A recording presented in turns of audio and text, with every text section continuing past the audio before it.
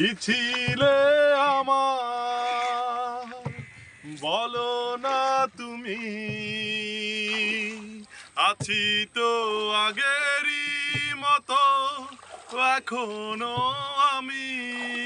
কণ্ঠশিল্পী এন্ডি কিশোর। তুমি কি আগেরই মতো এখনো হাসো,